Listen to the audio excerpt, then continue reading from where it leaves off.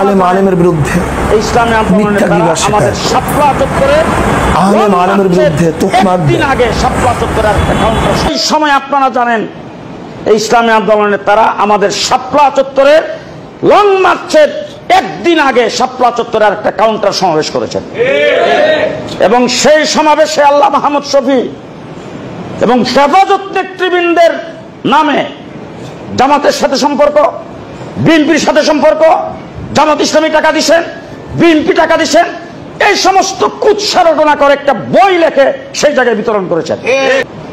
4 তারিখের তাদের সমাবেশের পরে যখন আমরা মিটিং ডাকছি তখন তাদের 2 জন আসছেন, উল্লেখযোগ্য 2 জন।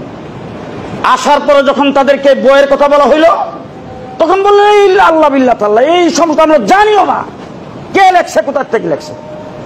সাথে সাথে আমি দাঁড়াইছি, আমার সাথে একজন লোককে দাঁড়ানো করছি, যেই লোকটার মাধ্যমে তাদের অফিস থেকে 20 কপি বই আমি টাকা দিয়ে কিনে আনছি এবং সেখানে কেনার সময় 20 কপি বই 20 টাকা করে একটা, 20 কপি বইয়ের দাম 400 টাকা। সেই 400 টাকা মধ্যে আমার এই লোকটা বলছেন যে 20 কপি একসাথে নিচ্ছি, কিছু কম নেন না। কলার ইসলামী আন্দোলনের ফান্ডে জমা হবে, আপনি একটা ইসলামী আন্দোলনের কাজে লাগবে, 20 টাকা বেশি দিলে অসুবিধা কি? এই কথা যখন ওখানে দাঁড়ায় যখন বললাম তখন তারা মাথা নিচের দিকে দিয়ে দিচ্ছেন।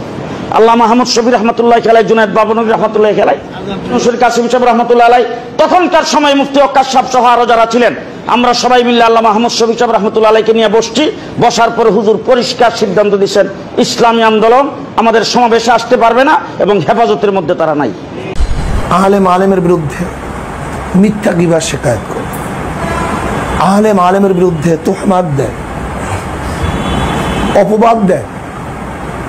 সাধারণ মূর্খরা দেয় তো মেনে নেওয়া যায়, কিন্তু একজন আলেম, একজন মুফতি বিলা তাহকিক যদি একজনকে অপবাদ দেয় তাহলে অবস্থাটা কি হয়? আজকে আলেম তারা নেতৃত্বের জন্য মরিয়া হয়ে যায়।